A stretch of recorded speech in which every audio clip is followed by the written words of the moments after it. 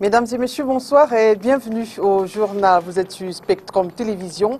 À la une de l'actualité de ce mercredi 15 août 2018, politique, élection présidentielle. Joshua aussi présente son quartier général à la presse. Le candidat, face aux hommes et femmes de médias, profitera de l'occasion pour revenir sur les actions menées jusqu'ici par son équipe de campagne et lui. On parle religion. Naturellement, les chrétiens catholiques du monde entier célèbrent ce 15 août l'Assomption, la montée de Marie au ciel, corps et âme. Au cours des célébrations eucharistiques de ce jour, les chrétiens ont été appelés à imiter les vertus de la Vierge Marie, principalement l'humilité, et aussi à prier pour la paix au Cameroun. Écho de la célébration dans quelques régions, dont ce journal. Mesdames et messieurs, une fois de plus, bonsoir et bienvenue au journal. Je vous disais en titre, ce 15 août, les chrétiens catholiques célèbrent la montée de Marie au ciel. Ceux-ci ont été appelés à imiter les vertus de la Mère de Dieu, la Mère de l'Église. Sur le message transmis aux fidèles de la cathédrale Saint-Pierre et Paul de Bonadibon, ici à Douala, je vous propose d'écouter l'abbé Jean-Robert Gandjoui. Il est un prêtre.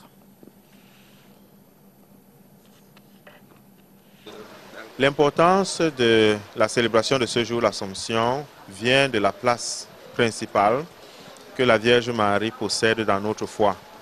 La Vierge Marie, pour nous, c'est la Mère de Dieu. Et à ce titre, elle mérite tous les honneurs. Dieu l'a honorée, nous ne pouvons ne pas faire de même. Nous honorons Marie à la suite de ce que Dieu a fait pour elle. Donc, c'est une fête centrale aussi à cause du rôle que Marie joue dans notre vie. Elle intercède pour nous, elle nous obtient auprès du Père ce dont nous avons besoin en termes de grâce. Ce que j'ai partagé avec mes chrétiens aujourd'hui, en ce jour, s'articule sur deux points. Le premier point, c'est l'action de grâce. Dire merci à Dieu qui, dans l'Assomption de la Vierge Marie, nous redit son désir de nous sauver nous tous. Deuxièmement, j'ai invité les chrétiens à imiter les vertus de la Vierge Marie. La plus grande étant l'humilité. L'humilité consiste à se rabaisser par amour pour Dieu afin que ses frères puissent être servis. L'humilité nous conduit au service.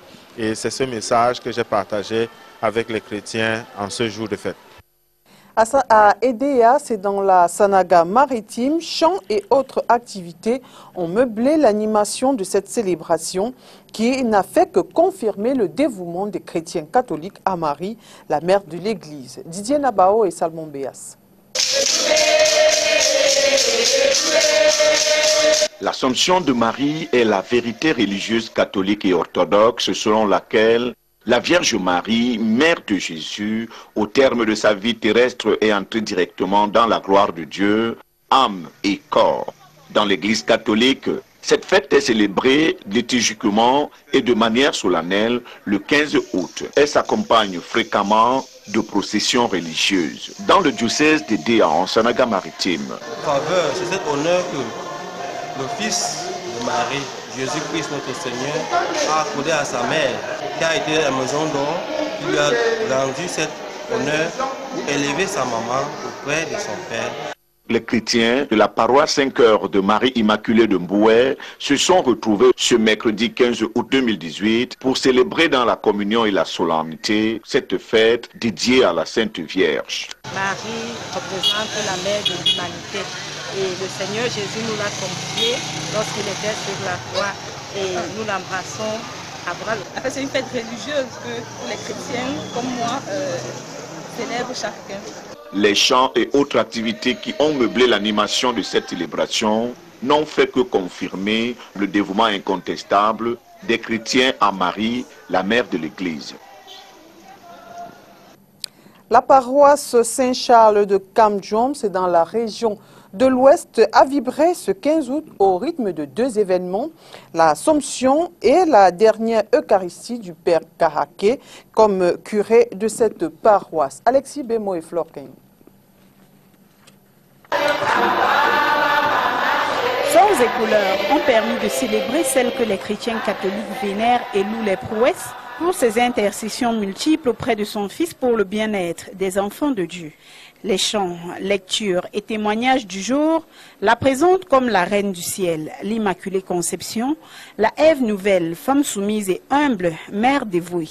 Des qualificatifs véhiculés à travers le récit du Magnificat. Mon âme exalte le Seigneur, tu es bénie entre toutes les femmes, et le fruit de tes entrailles est béni.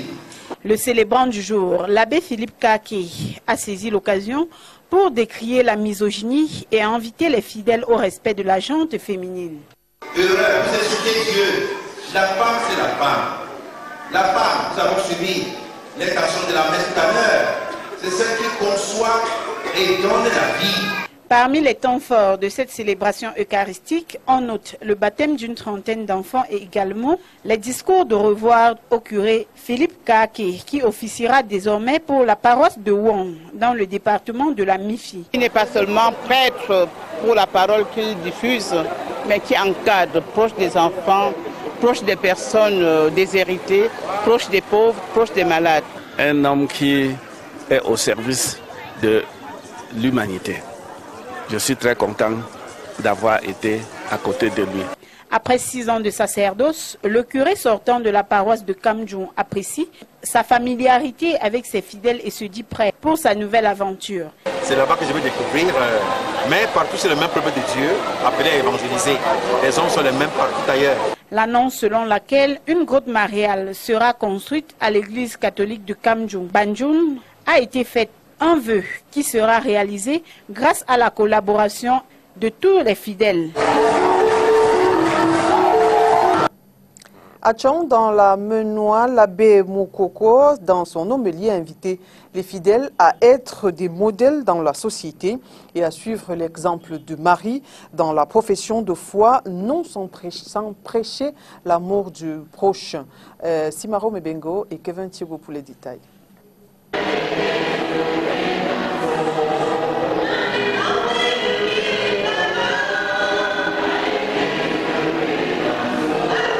Grand jour à la paroisse Saint-Paul apôtre de Forêt-Tchong, dans le département de la Ménois, en ce 15 août, fête d'Assomption. Les fidèles ont fait le plan de la paroisse, question de rendre hommage à celle qui a donné vie au Sauveur et par ricochet, honorer la femme, mère de l'humanité. L'Église honore la femme depuis la Vierge Marie. C'est-à-dire toutes les fêtes de la Vierge Marie, en fait, célèbrent la femme. Et elle est toujours présentée aux femmes comme modèle, comme référence. Et la particularité aujourd'hui, ça c'est peut-être la méditation personnelle. Je dis, mais pourquoi Marie est élevée au ciel? En fait, comme je dis, c'est la reconnaissance d'un fils à sa mère. C'est la gratitude de Jésus à Marie. La fête de l'Assomption marque la miraculeuse élévation de Marie vers le ciel et l'abbé Georges Moukoko, dans son homélie du jour, en a fait au-delà d'un exemple parfait, un devoir pour tous, c'est lui, pour tout un chacun, d'honorer son parent. Tous les enfants ont le devoir en ce jour d'honorer leur mère, comme le Christ honore sa mère, la Vierge Marie, en l'élevant. Nous disons à nos termes camerounais, elle est en haut. Elle est en haut. Chaque enfant doit mettre sa mère en haut. Chants, danses et autres rituels de la tradition catholique ont rythmé cette commémoration à la paroisse Saint-Paul apôtre de Forêt-Tchong. Les femmes ont été engagées. À Ebolova, dans la région du sud, la paroisse de Fatima de Nkovos n'a pas pu contenir le flot de fidèles catholiques venus célébrer la fête de l'Assomption qui marque la glorification de Marie. Martin Lemba.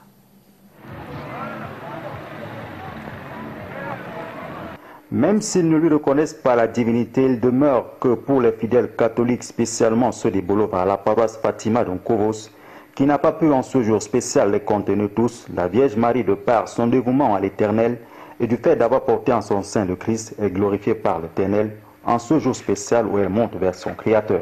Nous pouvons dire que celle-là qui a donné place à Dieu dans sa vie, Dieu l'a en quelque sorte divinisée. Il a fait d'elle une créature spéciale et exceptionnelle. Aujourd'hui, on comprend la conséquence logique d'une vie toute donnée à Dieu et une vie entièrement donnée à la cause du Seigneur. Cette vie ne se perd pas. Dieu se glorifie en sa créature en l'assumant aujourd'hui au ciel. Ici encore, le mystère de la grossesse de la Vierge Marie aura retenu l'attention du prédicateur du jour que malgré le fait que d'aucuns ne lui reconnaissent pas la place spéciale qu'elle revêt dans l'œuvre de l'Éternel, à l'image de Marie, les chrétiens d'aujourd'hui se doivent de faire face et être des modèles face aux difficultés de la vie. D'aujourd'hui, l'Église du Cameroun a besoin des hommes et des femmes d'espérance. Et c'est pourquoi chaque chrétien doit être cette figure d'espérance. C'est-à-dire, devant les difficultés de ce monde, que notre foi soit toujours la réponse la plus adéquate. Et d'ailleurs, je pourrais dire que le peuple chrétien devienne la réponse lorsque tout va. La fête de l'Assomption à Ebolova aura également été l'occasion d'accorder les sacrements de baptême à de nouveaux fidèles.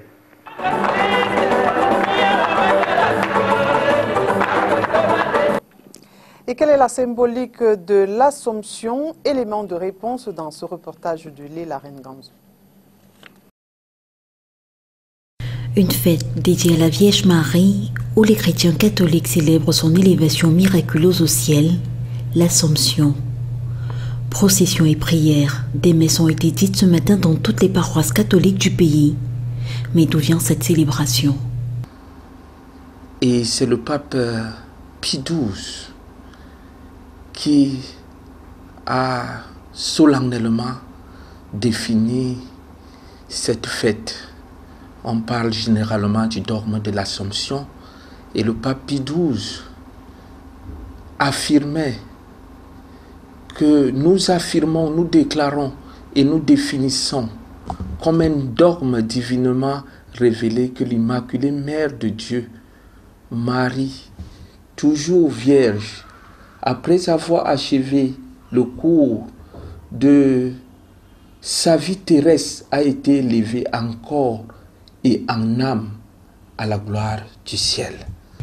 Marie, porteuse de valeurs, Marie, restée fidèle à sa vocation, Marie, servante du Seigneur, Marie, Mère de Dieu, un exemple pour les chrétiens qui doivent vivre l'Évangile pour imiter celle qui devient le chemin pour avoir accès à son Fils Jésus.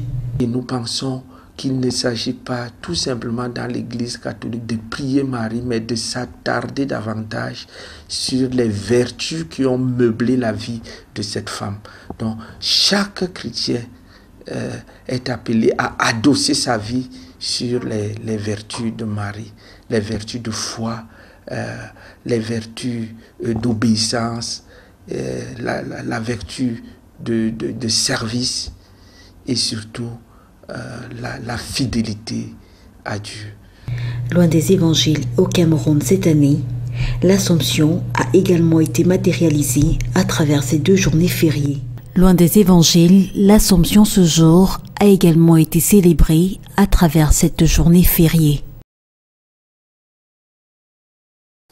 La Cameroun Water Utility Corporation, Camwata, a un nouveau président du conseil d'administration. Patrick Koumbon Akoa a été nommé hier par décret présidentiel pour une durée de 3 ans renouvelable une fois. Il a été par la suite installé dans cette structure. Entre autres missions, il devra développer le réseau d'eau potable au Cameroun, fournir une eau de qualité, en quantité et de façon continue au Cameroun. Léla Rengamz.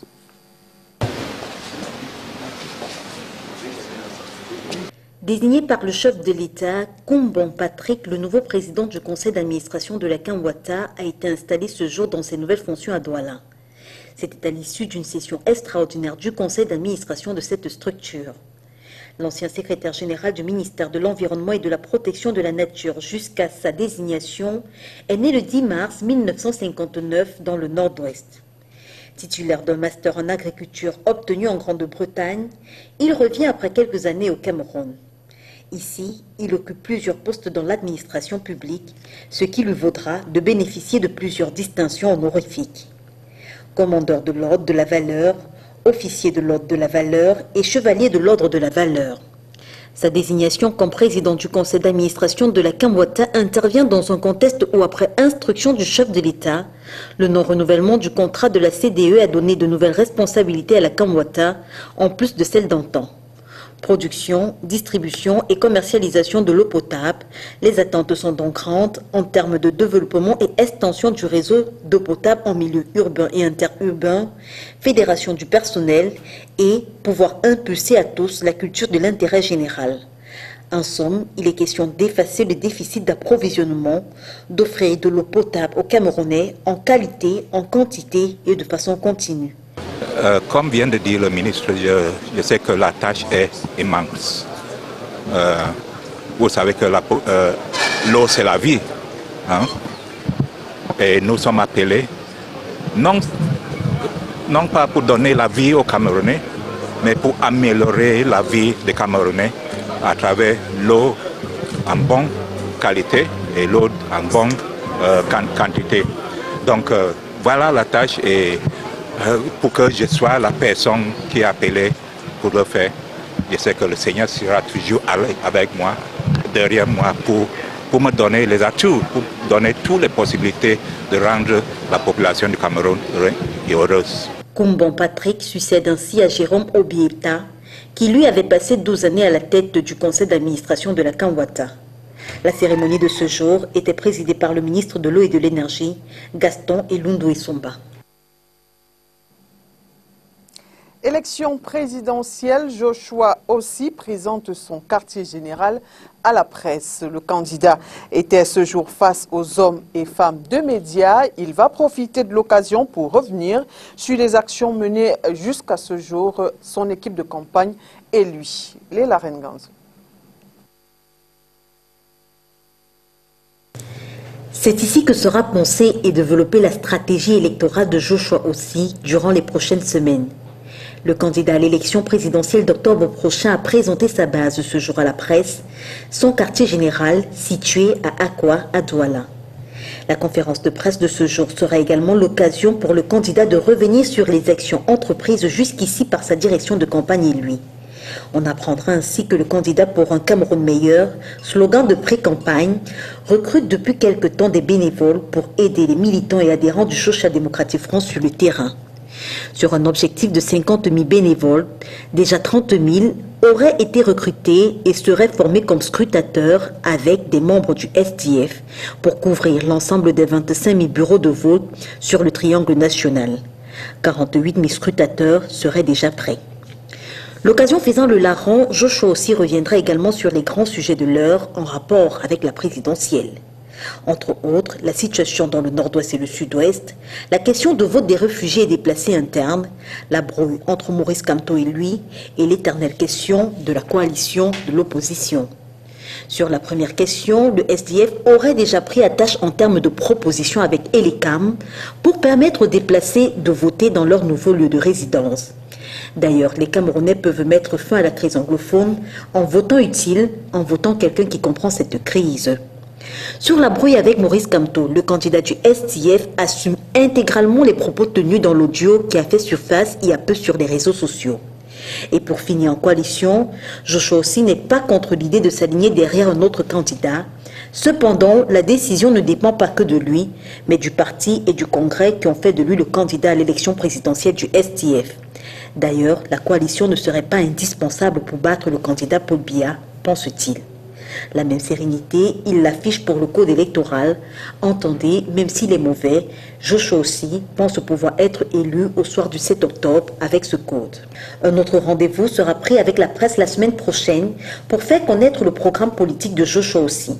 Un programme qui se veut participatif car au moins 6300 Camerounais auraient contribué à la conception du document qui sera présenté dans quelques jours. Permettre l'appropriation par les partenaires techniques et financiers des projets et programmes élaborés par le gouvernement, tel est l'objectif principal de la table ronde ouverte ce mardi à Yaoundé.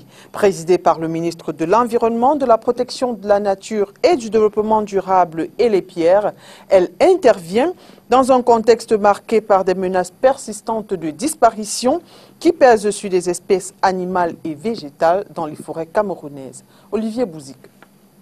Sur les 162 mammifères recensés dans les forêts camerounaises, 40 ont été identifiés comme menacés d'extinction et 11 sont endémiques. La plus importante menace qui pèse sur ces mammifères et les oiseaux est la destruction des habitats à cause des activités anthropiques et le braconnage de la vie d'experts. Sur le plan végétal, des espèces de plantes sont également en voie de disparition. Les experts estiment que la disparition de 1000 km² de forêt par an couplés aux activités humaines sur la terre, peuvent être à l'origine de l'extinction de quelques plantes endémiques. Les projets portés par les pouvoirs publics afin de résoudre ces problèmes rencontrent malheureusement d'énormes difficultés dans leur réalisation. Nous avons deux situations principales.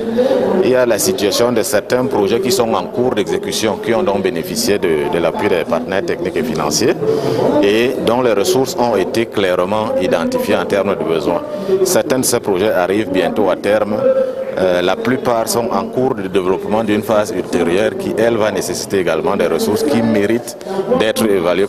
L'objet de cette table ronde qui regroupe les différents porteurs de projets au ministère de l'Environnement et les partenaires techniques et financiers est d'entreprendre une plateforme de dialogue qui, à terme, devra permettre la synergie dans la mise en œuvre de ces projets ainsi que la mobilisation des ressources pour davantage protéger l'environnement. Il est question en outre de trouver des voies et moyens pour que le Cameroun s'adapte aux effets néfastes des changements climatiques. Est-ce qu'on est capable d'arrêter une pluie qui décide de tomber? Assurément non, elle va tomber. Mais qu'est-ce qu'on va faire pour que la pluie qui tombe à un moment où elle n'est pas attendue, pour ne prendre que le cas de la pluie, on puisse s'y adapter?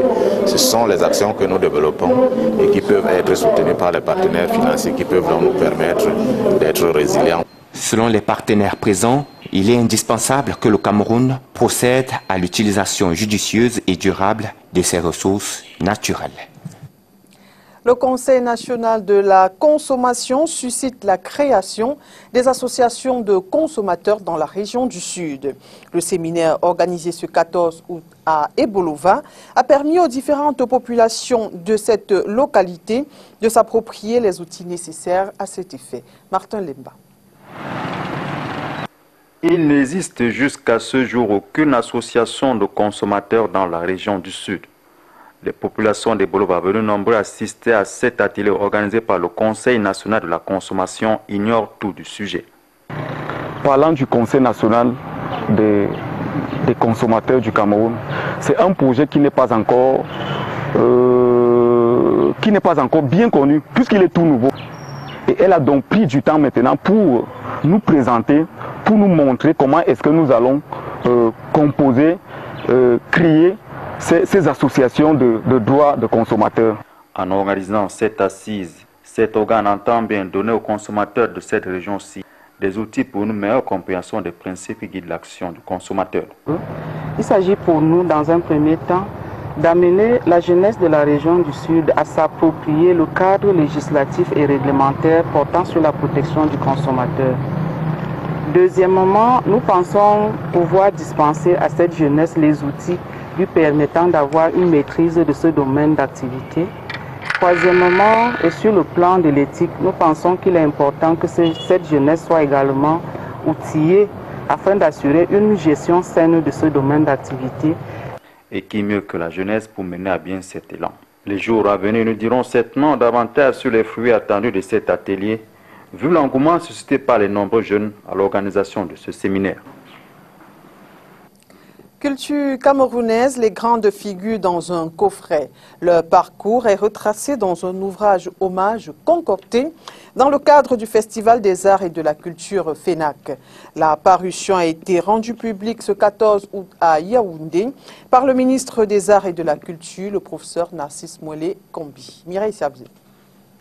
On les appelle Bayam Selam, un mot tiré du pidgin local qui signifie acheter et vendre. Leur activité est justement d'acheter des vivres en gros pour les revendre au détail. La coquetterie est le moindre des soucis pour ces femmes, souvent dans des accoutrements qui étouffent toute sensualité. Leur préoccupation est d'écouler leurs marchandises qu'elles étalent à même le sol dans les marchés. Cette activité connaît un essor certain depuis la crise économique qui a frappé le pays à la fin de l'année 1987. Mais le quotidien des Bayam Salam n'a pas toujours été rose. Difficultés financières, zones enclavées, mode de transport approximatif, autant de défis auxquels il faut faire face. Valoriser la profession de Bayam Salam, permettre aux acteurs du secteur informel de faire leur promotion, donner la latitude à ces derniers d'exposer leur savoir-faire et surtout de vendre leurs différents produits et vivre de leur activité. Voilà la mission que s'est assignée la Fondation Fin Vuns International. L'une de notre stratégies, c'est de réunir ces femmes, comme vous venez de voir, en coopérative, en acteurs collectifs. C'est là où on peut porter différemment le développement et c'est là où aujourd'hui elles peuvent de manière efficace, efficiente aussi, assumer ce rôle de ravitailler nos villes en denrées alimentaires. Autonomisation au féminin. Venez, voyez vous-même. C'est le thème choisi pour célébrer les 10 ans d'existence de la Fondation Femmes Interface Nord-Sud. Demain, si vous voulez assurer la sécurité alimentaire dans nos villes, dans nos quartiers, il faut aussi regarder ces acteurs qui ont un rôle extrêmement important, mais combien de fois marginalisé et sous-estimé. Ce projet soutient les femmes rurales dans 4 régions au Cameroun, Sud, Littoral, Centre, Est. Sport football, les 50 premiers pensionnaires de l'Académie nationale de football seront bientôt connus. La phase ultime de sélection de ces futurs joueurs camerounais s'est achevée ce jour à Akono, c'est dans la région du centre. Les 2 experts français désignés pour cette sélection ont en outre entretenu les chefs de pôle régionaux sur des exercices pédagogiques importants avant la rentrée académique en septembre prochain. Olivier Bouzique. C'est ce 15 août que les experts français Christophe Cousinol et Anthony Saulnier ont bouclé la phase d'évaluation qui se tient depuis lundi dernier dans la ville d'Akono. 150 jeunes, dont 50 joueuses et 100 joueurs des pôles régionaux de l'ANAFOOT ont rivalisé d'adresse et de talents durant cette étape capitale pour intégrer la première cuvée de l'académie. Pour ce faire, il fallait impérativement respecter les critères de sélection des experts. Le football doit rester extrêmement simple. Donc on essaiera d'évaluer leur maîtrise de balle, c'est-à-dire comment sont-ils capables de réaliser certaines choses avec le ballon, tout simplement, sans adversaire. Et puis on fera du jeu réduit où ils joueront à 6 contre 6 sur des petits terrains. Et puis on terminera à 10 contre 10 avec des gardiens du but. Les experts français sont là uniquement pour prendre le numéro de dossard. D'autres travaillent, la DTN est là aussi, qui fait son travail. À la fin, nous allons confronter ces numéros de ça et à la base de ces numéros, on va sortir le résultat final. 50 joueurs, soit 20 filles et 30 garçons devront être retenus à l'issue de cette étape. L'identité des futurs pensionnaires de l'ANAFOOT sera connue d'ici peu. Leur entrée est prévue au mois de septembre prochain. Le guide et les programmes de formation, la liste des personnels médicaux, celle des experts et des éducateurs volontaires ont été adoptés au cours du Conseil des études du 7 août dernier. Restera donc la formation effective des jeunes et leur suivi. Il y a tellement de choses qui vont se passer et au-delà, ce sont des joueurs là qu'on va évoluer, mais derrière ce sont des enfants. Donc il faut être très prudent. Il y a plein de choses qui rentrent en ligne de compte. C'est pas uniquement le genre de foot. C'est l'individu, c'est son éducation, c'est sa scolarité. Il y a plein d'éléments qui font que, de toute manière, pour arriver au haut niveau, il ne faut pas être qu'un seulement un joueur de football. Il faut noter que durant cette phase de sélection, les experts français ont également poursuivi des sessions de formation des chefs de pôles régionaux sur des thématiques diverses, dont les techniques d'entraînement, la préformation des gardiens de but et l'individualisation du travail, entre autres exercices. Mesdames et messieurs, c'est la fin de ce journal. Merci d'avoir été des nôtres et bonne suite des programmes sur Spectrum Télévision.